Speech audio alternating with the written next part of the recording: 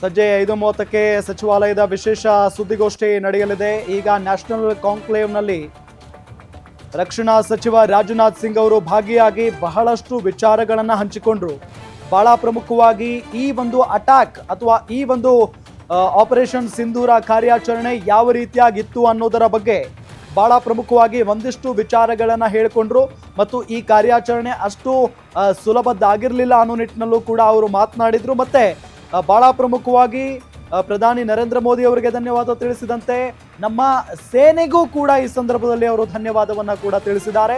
ಇನ್ನು ಈ ಒಂದು ಆಪರೇಷನ್ ಮುಗುದಿಲ್ಲ, ಆಪರೇಷನ್ ಸಿಂಧೂರ ಇನ್ನೂ ಕೂಡ ಮುಗುದಿಲ್ಲ ಅನ್ನೋ ನಿಟ್ಟಿನಲ್ಲೂ ಕೂಡ ತಿಳಿಸಿದ್ದಾರೆ ರಕ್ಷಣಾ ಸಚಿವ ರಾಜನಾಥ್ ಸಿಂಗ್ ಅವರು.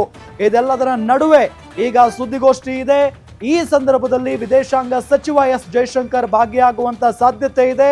ಸಂಜೆ 5:30ಕ್ಕೆ ಸಚಿವಾಲಯದ ವಿಶೇಷ ಸುದ್ದಿಗೋಷ್ಠಿ ಇದೆ.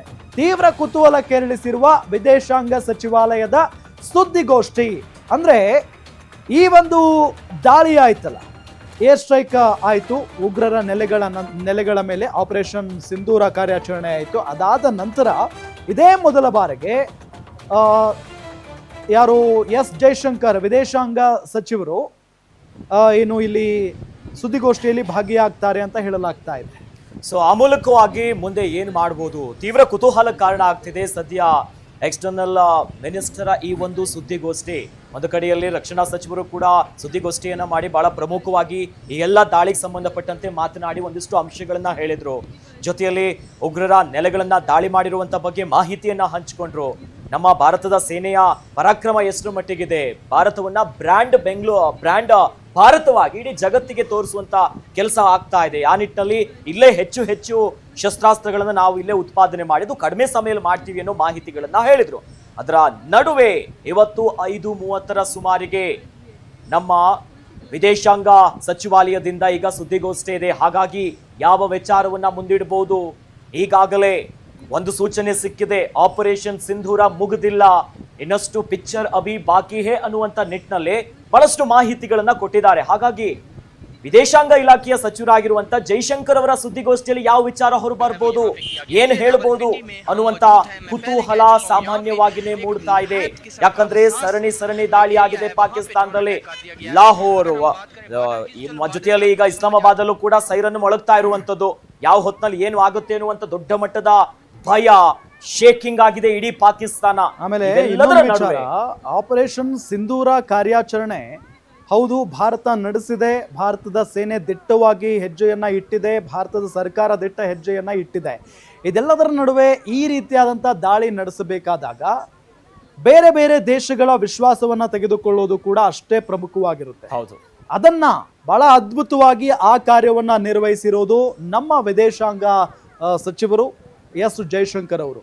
ನಿಜಕ್ಕೂ ಕೂಡ ಎಲ್ಲ ದೇಶಗಳಿಗೂ ಕೂಡ ಯಾಕೆ ನಾವು ಈ ಪಾಕಿಸ್ತಾನದ ಒಳಗಿರುವಂಥ ಉಗ್ರರ ಮೇಲೆ ದಾಳಿಯನ್ನ ಮಾಡ್ತಾ ಇದ್ದೀವಿ, ಯಾವ ಕಾರಣಕ್ಕೆ ಮಾಡ್ತಾ ಇದ್ದೀವಿ ಮತ್ತು ಹೇಗೆ ಮಾಡ್ತಾ ಇದ್ದೀವಿ ಅನ್ನೋದನ್ನ ತಿಳಿಸಿದ್ದಲ್ಲದೆ, ಪಾಕಿಸ್ತಾನ ನಮ್ಮ ಟಾರ್ಗೆಟ್ ಅಲ್ಲ, ಪಾಕಿಸ್ತಾನದ ಒಳಗೆ ಅಡಗಿ ಕೂತಿರುವಂಥ ಉಗ್ರರು ಮಾತ್ರ ನಮ್ಮ ಟಾರ್ಗೆಟ್, ಅವರನ್ನ ಹೊಡೆದು ಹಾಕ್ತೀವಿ ಅನ್ನೋ ನಿಟ್ಟಿನಲ್ಲಿ ಎಲ್ಲದರ ಬಗ್ಗೆಯೂ ಕೂಡ ಮಾಹಿತಿಯನ್ನ ಕೊಟ್ಟು ಎಲ್ಲ ದೇಶಗಳ ವಿಶ್ವಾಸವನ್ನ ಗಳಿಸಿದ್ದು ಎಸ್ ಜೈಶಂಕರ್ ಅಂದ್ರೂ ಕೂಡ ತಪ್ಪಾಗ್ಲಿಕ್ಕಿಲ್ಲ.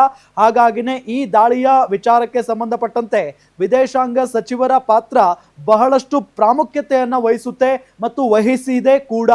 ಈ ನಿಟ್ಟಿನಲ್ಲಿ ಈಗ ಒಂದು ರಕ್ಷಣಾ ಸಚಿವರು ರಾಜನಾಥ್ ಸಿಂಗ್ ಅವರು ಪ್ರೆಸ್ ಮೀಟ್ ಮಾಡಿದ್ರು, ಒಂದಿಷ್ಟು ಅಂಶಗಳನ್ನ ತಿಳಿಸಿದ್ರು.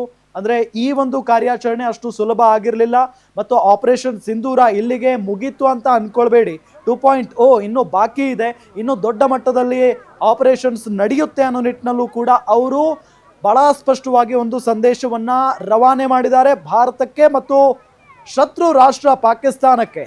ಯಾಕೆ ಅಂತ ಹೇಳಿದ್ರೆ ಈಗ ಯುದ್ಧದ ಕಾರ್ಮೋಡ ಅಂದ್ರೆ ಅಘೋಷಿತ ಯುದ್ಧ ವಾತಾವರಣ ನಿರ್ಮಾಣ ಆಗ್ಬಿಟ್ಟಿದೆ ಭಾರತ ಮತ್ತು ಪಾಕಿಸ್ತಾನದ ನಡುವೆ. ಈ ನಿಟ್ಟಿನಲ್ಲಿ ಈಗ ವಿದೇಶಾಂಗ ಇಲಾಖೆ ಯಾವ ರೀತಿಯಾದಂತ ಸುದ್ದಿಗೋಷ್ಠಿಯನ್ನ ನಡೆಸುತ್ತೆ, ಆ ಸುದ್ದಿಗೋಷ್ಠಿಯಲ್ಲಿ ಯಾವೆಲ್ಲ ವಿಚಾರಗಳ ಬಗ್ಗೆ ಮಾಹಿತಿಯನ್ನ ನೀಡುತ್ತೆ ಅನ್ನೋ ಕುತೂಹಲ ಅಂತೂ ಇದ್ದೇ ಇದೆ. ಬಹಳ ಪ್ರಮುಖವಾಗಿ ವಿದೇಶಾಂಗ ಸಚಿವ ಎಸ್ ಜೈಶಂಕರ್ ಅವರು ಈ ಒಂದು ಆಪರೇಷನ್ ಸಿಂಧೂರ ಆದ ನಂತರ, ಈ ಕಾರ್ಯಾಚರಣೆ ಆದ ನಂತರ ಮೊದಲ ಬಾರಿಗೆ ಪ್ರೆಸ್ ಮೀಟ್ ನಡೆಸುವಂತ ಸಾಧ್ಯತೆ ಇದೆ.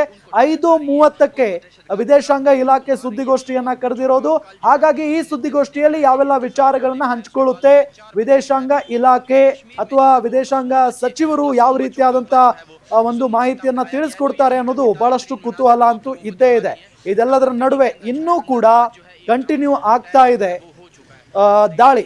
ಎಲ್ಲಿ ಬಹಳ ಪ್ರಮುಖವಾಗಿ ಲಾಹೋರ್ ಆಗಿರ್ಬೋದು, ರಾವಲ್ಪಿಂಡಿ ಆಗಿರ್ಬೋದು, ಜೊತೆಗೆ ಕರಾಚಿ ಆಗಿರ್ಬೋದು, ಎಲ್ಲಾ ಕಡೆಯೂ ಕೂಡ ದಾಳಿ ಅಂತೂ ಕಂಟಿನ್ಯೂಯಸ್ ಆಗಿ ನಡೀತಾನೆ ಇದೆ. ಮತ್ತೆ ಈಗ ರಕ್ಷಣಾ ಸಚಿವ ರಾಜನಾಥ್ ಸಿಂಗ್ ಅವರು ಹೇಳಿರೋದನ್ನ ಗಮನಿಸ್ತಾ ಇದ್ರೆ ಇದೆಲ್ಲವೂ ಕೂಡ ಇಲ್ಲಿಗೆ ಮುಗಿಯುವ ಲಕ್ಷಣಗಳು ಅಂತೂ ಕಾಣಿಸ್ತಾ ಇಲ್ಲ. ಈ ಆಪರೇಷನ್ ಸಿಂಧೂರ ಇಲ್ಲಿಗೆ ಮುಗಿದಿಲ್ಲ, ಇದು ಕಂಟಿನ್ಯೂ ಆಗುತ್ತೆ ಅನ್ನೋ ನಿಟ್ಟಿನಲ್ಲಿ ಹೇಳಿಕೆಯನ್ನ ಕೊಟ್ಟಿದ್ದಾರೆ ರಕ್ಷಣಾ ಸಚಿವರು. ಹಾಗಾಗಿನೇ ಪಾಕಿಸ್ತಾನದ ಕತೆ ಏನು ಅನ್ನೋದನ್ನ ಪಾಕಿಸ್ತಾನವೇ ಊಹೆ ಮಾಡ್ಕೊಳ್ಬೇಕು ಈ ಸಂದರ್ಭದಲ್ಲಿ. ಬಿಕಾಸ್ ಪಾಕಿಸ್ತಾನದ ಲಾಹೋರ್ನಲ್ಲಿ ಏರ್ ಡಿಫೆನ್ಸ್ ಸಿಸ್ಟಮ್ ಅನ್ನ ಉಡಾಯಿಸಲಾಗಿದೆ. ಹಾಗಾಗಿನೇ ಭಾರತ ಈಗಾಗಲೇ ಪಾಕಿಸ್ತಾನಕ್ಕೆ ಮುಟ್ಟಿ ನೋಡಿಕೊಳ್ಳುವ ರೀತಿಯಲ್ಲಿ ಉತ್ತರವನ್ನ ಕೂಡ ಕೊಟ್ಟಾಗಿದೆ. ಅದಾದ ನಂತರ ರಾವಲ್ಪಿಂಡಿಯ ಒಂದು ದೊಡ್ಡ ಸ್ಟೇಡಿಯಂನಲ್ಲೂ ಕೂಡ ಡ್ರೋನ್ ದಾಳಿಯಾಗಿದೆ. ಅಲ್ಲಿಯೂ ಕೂಡ ಅಲರ್ಟ್ ಆಗಿ ಅಲ್ಲಿ ಪಾಕಿಸ್ತಾನಿ ಕ್ರಿಕೆಟಿಗರು ಮತ್ತು ಪಾಕಿಸ್ತಾನಿ ಕ್ರಿಕೆಟ್ ಲೀಗ್ ನಲ್ಲಿ ಆಡ್ತಾ ಇರುವಂತಹ ದೇಶ ವಿದೇಶಗಳಿಂದ ಬಂದಿರುವಂತಹ ಕ್ರಿಕೆಟರ್ಗಳಿಗೆ ಬೇರೆ ಕಡೆಗೆ ಹೋಗಿ ಅನ್ನೋ ನಿಟ್ಟಿನಲ್ಲೂ ಕೂಡ ಪಾಕಿಸ್ತಾನ ಕ್ರಿಕೆಟ್ ಮಂಡಳಿ ಸೂಚನೆಯನ್ನ ಕೂಡ ನೀಡಿದ್ದಾಗಿದೆ.